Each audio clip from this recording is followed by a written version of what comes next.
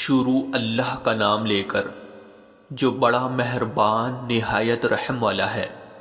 یاسین، حکمت بھرے قرآن کی قسم، تم یقیناً پیغمبروں میں سے ہو، بالکل سیدھے راستے پر۔ یہ قرآن اس ذات کی طرف سے اتارا جا رہا ہے جس کا اقتدار بھی کامل ہے، جس کی رحمت بھی کامل، تاکہ تم ان لوگوں کو خبردار کرو جن کے باپ داداؤں کو پہلے خبردار نہیں کیا گیا تھا، اس لیے وہ غفلت میں پڑے ہوئے ہیں۔ حقیقت یہ ہے کہ ان میں سے اکثر لوگوں کے بارے میں بات پوری ہو چکی ہے، اس لیے وہ ایمان نہیں لاتے۔ ہم نے ان کے گلوں میں توق ڈال رکھے ہیں جو ٹھوڑیوں تک پہنچے ہوئے ہیں، اور اس وجہ سے ان کے سر اوپر کو اٹھے رہ گئے ہیں، اور ہم نے ایک آڑ ان کے آگے کھڑی کر دی ہے اور ایک آڑ ان کے پیچھے کھڑی کر دی ہے، اور اس طرح انہیں ہر طرف سے ڈھانک لیا ہے، جس کے نتیجے میں انہیں کچھ سجائی نہیں دیتا۔ اور ان کے لیے دونوں باتیں برابر ہے، چاہے تم انہیں خبردار کرو یا خبردار نہ کرو، وہ ایمان نہیں لائے گے۔ تم تو صرف ایسے شخص کو خبردار کر سکتے ہو جو نصیحت پر چلے اور خدا رحمان کو دیکھے بغیر اس سے ڈرے۔ چنانچہ ایسے شخص کو تم مغفرت اور باعزت اجر کی خوشخبری سنا دو۔ یقیناً ہم ہی مردوں کو زندہ کریں گے، اور جو کچھ عمل انہوں نے آگے بھیجے ہیں ہم ان کو بھی لکھتے جاتے ہیں، اور ان کے کاموں کے جو اثرات ہیں ان کو بھی، اور ہم نے ایک واضح کتاب میں ہر چیز کا پورا احاطہ کر رکھا ہے۔ اور اے پیغمبر، تم ان کے سامنے ایک بستی والوں کی مثال پیش کرو جب ان کے پاس رسول آئے تھے۔ جب ہم نے ان کے پاس شروع میں 2 رسول بھیجے تو انہوں نے دونوں کو جھٹلا دیا، پھر ہم نے ایک تیسرے کے ذریعے ان کی تائید کی، اور ان سب نے کہا کہ یقیناً جانو ہمیں تمہارے پاس رسول بنا کر بھیجا گیا ہے۔ انہوں نے کہا تمہاری حقیقت اس کے سوا کچھ بھی نہیں ہے کہ تم ہم جیسے ہی آدمی ہو، اور خدا رحمان نے کوئی چیز نازل نہیں کی ہے، اور تم سراسر جھوٹ بول رہے ہو۔ ان رسولوں نے کہا ہمارا پروردگار خوب جانتا ہے کہ ہمیں واقعی تمہارے پاس رسول بنا کر بھیجا گیا ہے، اور ہماری ذمہ داری اس سے زیادہ نہیں ہے کہ صاف صاف پیغام پہنچا دے۔ بستی والوں نے کہا ہم نے تو تمہارے اندر نحوست محسوس کی ہے، یقین جانو اگر تم باز نہ آئے تو ہم تم پر پتھر برسائیں گے، اور ہمارے ہاتھوں تمہیں بڑی دردناک سزا ملے گی۔ رسولوں نے کہا تمہاری نحوست خود تمہارے ساتھ لگی ہوئی ہے، کیا یہ باتیں اس لیے کر رہے ہو کہ تمہیں نصیحت کی بات پہنچائی گئی ہے؟ اصل بات یہ ہے کہ تم خود حد سے گزرے ہوئے لوگ ہو۔ اور شہر کے پرلے علاقے سے ایک شخص دوڑتا ہوا آیا، اس نے کہا اے میری قوم کے لوگوں، ان رسولوں کا کہنا مان لو، ان لوگوں کا کہنا مان لو جو تم سے کوئی اجرت نہیں مانگ رہے، اور وہ صحیح راستے پر ہے۔ اور بھلا میں اس ذات کی عبادت کیوں نہ کروں جس نے مجھے پیدا کیا ہے، اور اسی کی طرف تم سب کو واپس۔ بھلا کیا اسے چھوڑ کر میں ایسوں کو معبود مانوں کہ اگر خدا رحمان مجھے کوئی نقصان پہنچانے کا ارادہ کر لے تو ان کے سفارش میرے کسی کام نہ آئے، اور نہ وہ مجھے چھڑا سکے۔ اگر میں ایسا کروں گا تو یقیناً میں کھلی گمراہی میں مبتلا ہو جاؤں گا۔ میں تو تمہارے پروردگار پر ایمان لا چکا، اب تم بھی میری بات سن لو۔ آخر کار بستی والوں نے اس کو قتل کر دیا، اور اللہ کی طرف سے اس سے کہا گیا کہ جنت میں داخل ہو جاؤ۔ اس نے جنت کی نعمتیں دیکھ کر کہا کہ کاش میری قوم کو معلوم ہو جائے کہ اللہ نے کس طرح میری بخشش کی ہے اور مجھے باعزت لوگوں میں شامل کیا ہے۔ اور اس شخص کے بعد ہم نے اس کی قوم پر آسمان سے کوئی لشکر نہیں اتارا، اور نہ ہمیں اتارنے کی ضرورت تھی۔ وہ تو بس ایک ہی چنگھاڑ تھی جس سے وہ ایک دم بجھ کر رہ گئے۔ افسوس ہے ایسے بندوں کے حال پر، ان کے پاس کوئی رسول ایسا نہیں آیا جس کا وہ مذاق نہ اڑاتے رہے ہو۔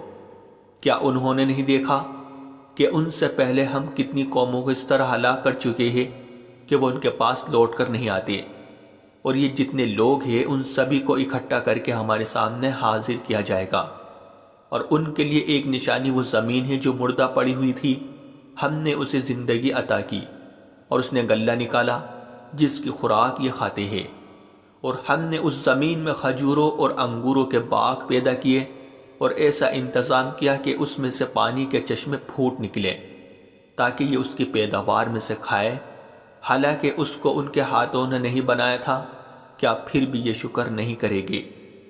پاک ہے وہ ذات جس نے ہر چیز کے جوڑے جوڑے پیدا کیے ہیں، اس پیداوار کے بھی جو زمین اگاتی ہے اور خود انسانوں کے بھی، اور ان چیزوں کے بھی جنہیں یہ لوگ ابھی جانتے تک نہیں ہیں۔ اور ان کے لیے ایک اور نشانی رات ہے، ہم اس پر سے دن کا چھلکا اتار لیتے ہیں تو وہ یکایک اندھیرے میں رہ جاتے ہیں، اور سورج اپنے ٹھکانے کی طرف چلا جا رہا ہے۔ یہ سب اس ذات کا مقرر کیا ہوا نظام ہے جس کا اقتدار بھی کامل ہے، جس کا علم بھی کامل۔ اور چاند ہے کہ ہم نے اس کی منزل ناپ تول کر مقرر کر دی ہے، یہاں تک کہ وہ جب ان منزلوں کے دورے سے لوٹ کر آتا ہے تو کھجور کی پرانی ٹہنی کی طرح پتلا ہو کر رہ جاتا ہے۔ نہ تو سورج کی یہ مجال ہے کہ وہ چاند کو جا پکڑے، اور نہ رات دن سے آگے نکل سکتی ہے، اور یہ سب اپنے اپنے مدار میں تیر رہے ہیں۔ اور ان کے لیے ایک اور نشانی یہ ہے کہ ہم نے ان کی اولاد کو بھری ہوئی کشت میں سوار کیا، اور ہم نے ان کے لیے اسی جیسی اور چیزیں بھی پیدا کی جن پر یہ سواری کرتے ہیں، اور اگر ہم چاہیں تو انہیں غرق کر ڈالیں، جس کے بعد نہ تو کوئی ان کی فریاد کو پہنچے اور نہ ان کی جان بچائی جا سکے۔ لیکن یہ سب ہماری طرف سے ایک رحمت ہے اور ایک معین وقت تک زندگی کا مزہ اٹھانے کا موقع ہے جو انہیں دیا جا رہا ہے۔ اور جب ان سے کہا جاتا ہے کہ بچو اس عذاب سے جو تمہارے سامنے ہیں اور جو تمہارے مرنے کے بعد آئے گا تاکہ تم پر رحم کیا جائے، تو وہ ذرا کان نہیں دھرتے، اور ان کے پروردگار کی نشانیوں میں سے کوئی نشانی ایسی نہیں آتی جس سے وہ منہ نہ موڑ لیتے ہو۔ اور جب ان سے کہا جاتا ہے کہ اللہ نے تمہیں جو رزق دیا ہے اس میں سے غریبوں پر بھی خرچ کرو، تو یہ کافی لوگ مسلمانوں سے کہتے ہیں کہ کیا ہم ان لوگوں کو کھانا کھلائے جنہیں اگر اللہ چاہتا تو خود کھلا دیتا۔ مسلمانوں، تمہاری حقیقت اس کے سوا کچھ بھی نہیں کہ تم کھلی گمراہی میں پڑے ہوئے ہو۔ اور کہتے ہیں کہ یہ قیامت کا وعدہ کب پورا ہوگا؟ مسلمانوں بتاؤ اگر تم سچے ہو۔ دراصل یہ لوگ بس ایک چنگھاڑ کا انتظار کر رہے ہیں جو ان کی اجت بازی کے عین درمیان انہیں آ پکڑے گی۔ پھر نہ یہ کوئی وصیت کر سکے گی اور نہ اپنے گھر والوں کے پاس لوٹ کر جا سکے گی۔ اور سور پھونکا جائے گا تو یکایک یہ اپنی قبروں سے نکل کر اپنے پروردگار کی طرف تیزی سے روانہ ہو جائے گے۔ کہے گے کہ ہے ہماری کمبختی، ہمیں کس نے ہمارے مرکز سے اٹھا کھڑا کیا ہے؟ جواب ملے گا کہ یہ وہی چیز ہے جس کا خدا رحمان نے وعدہ کیا تھا اور پیغمبروں نے سچی بات کہی تھی، اور کچھ نہیں، بس ایک زور کی آواز ہوگی جس کے بعد یہ سب کے سب ہمارے سامنے حاضر کر دیے جائے گے۔ چنانچہ اس دن کسی شخص پر کوئی ظلم نہیں ہوگا اور تمہیں کسی اور چیز کا نہیں، بلکہ انہی کاموں کا بدلہ ملے گا جو تم کیا کرتے تھے۔ جنت والے لوگ اس دن یقیناً اپنے مشغلے میں مگن ہوگے، اور وہ ان کی بیویاں گھنے سایوں میں آرام دانشتوں پر ٹیک لگائے ہوئے ہوگے۔ وہاں ان کے لیے میوے ہوگے اور انہیں ہر وہ چیز ملے گی جو وہ منگوائے گے۔ رحمت والے پروردگار کی طرف سے انہیں سلام کہا جائے گا، اور کافروں سے کہا جائے گا کہ اے مجرموں، آج تم مومنوں سے الگ ہو جاؤ۔ اے آدم کے بیٹو، کیا میں نے تمہیں تاکید نہیں کر دی تھی کہ تم شیطان کی عبادت نہ کرنا؟ وہ تمہارا کھلا دشمن ہے، اور یہ کہ تم میری عبادت کرنا، یہی سیدھا راستہ ہے۔ اور حقیقت یہ ہے کہ شیطان نے تم میں سے ایک بڑی خلقت کو گمراہ کر ڈالا، تو کیا تم سمجھتے نہیں تھے؟ یہ ہے وہ جہنم جس سے تمہیں ڈرایا جاتا تھا، آج اس میں داخل ہو جاؤ کیونکہ تم کفر کیا کرتے تھے۔ آج کے دن ہم ان کے منہ پر مہر لگا دیں گے، اور ان کے ہاتھ ہم سے بات کریں گے، اور ان کے پاؤں گواہی دیں گے کہ وہ کیا کمائی کیا کرتے تھے۔ اور اگر ہم چاہیں تو یہیں دنیا میں ان کی آنکھیں مل یا میٹ کر دے، پھر یہ راستے کی تلاش میں بھاگے پھرے، لیکن انہیں کہاں کچھ سجائی دے گا۔ اور اگر ہم چاہیں تو ان کی اپنی جگہ پر بیٹھے بیٹھے ان کی صورتیں اس طرح مسخ کر دے کہ یہ نہ آگے بڑھ۔ ہم جس شخص کو لمبی عمر دیتے ہیں اسے تخلیقی اعتبار سے الٹ ہی دیتے ہیں، کیا پھر بھی انہیں عقل نہیں آتی؟ اور ہم نے اپنے ان پیغمبروں کو نہ شاعری سکھائی ہے اور نہ وہ ان کے شایان شان ہیں۔ یہ تو بس ایک نصیحت کی بات ہے، اور ایسا قرآن جو حقیقت کو کھول کھول کر بیان کرتا ہے تاکہ ہر اس شخص کو خبردار کرے جو زندہ ہو، اور تاکہ کفر کرنے والوں پر حجت پوری ہو جائے۔ اور کیا انہوں نے یہ نہیں دیکھا کہ ہم نے اپنے ہاتھوں کی بنائی ہوئی چیزوں میں سے ان کے لیے مویشی پیدا کیے اور یہ ان کے مالک بنے ہوئے ہیں، اور ہم نے ان مویشیوں کو ان کے قابو میں دے دیا ہے، چنانچہ ان میں سے کچھ وہ ہیں جو ان کی سواری بنے ہوئے ہیں اور کچھ وہ ہیں جنہیں یہ کھاتے ہیں۔ نیز ان کو ان مویشیوں سے اور بھی فائدہ حاصل ہوتے ہیں اور پینے کی چیزیں ملتی ہیں، کیا پھر بھی یہ شکر نہیں بجا لائے گے؟ اور انہوں نے اللہ کو چھوڑ کر اس امید پر دوسرے خدا بنا رکھے ہیں کہ انہیں ان سے مدد ملے، حالانکہ ان میں یہ طاقت ہی نہیں ہے کہ ان کی مدد کر سکے، بلکہ وہ ان کے لیے ایک ایسا مخالف لشکر بنے گے جسے قیامت میں ان کے سامنے حاضر کر لیا جائے گا۔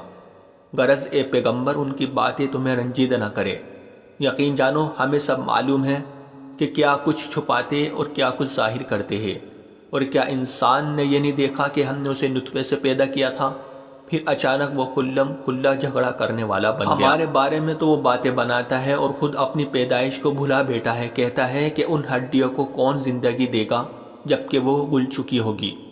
کہہ دو کہ ان کو وہی زندگی دے گا جس نے انہیں پہلی بار پیدا کیا تھا، اور وہ پیدا کرنے کا ہر کام جانتا ہے۔ وہی ہے جس نے تمہارے لیے سرسبز درخت سے آگ پیدا کر دی ہے، پھر تم ذرا سی دیر میں اس سے سلگانے کا کام لیتے ہو۔ بھلا جس ذات نے آسمانوں اور زمین کو پیدا کیا ہے، کیا وہ اس بات پر قادر نہیں ہے کہ ان جیسوں کو دوبارہ پیدا کر سکے؟ کیوں نہیں، جبکہ وہ سب کچھ پیدا کرنے کی پوری مہارت رکھتا ہے۔ اس کا معاملہ تو یہ ہے کہ جب وہ کسی چیز کا ارادہ کر لے تو صرف اتنا کہتا ہے کہ ہو جا، بس وہ ہو جاتی ہے۔ غرض پاک ہے وہ ذات جس کے ہاتھ میں ہر چیز کی حکومت ہے، اور اسی کی طرف تم سب کو آخر کار لے جایا جائے گا۔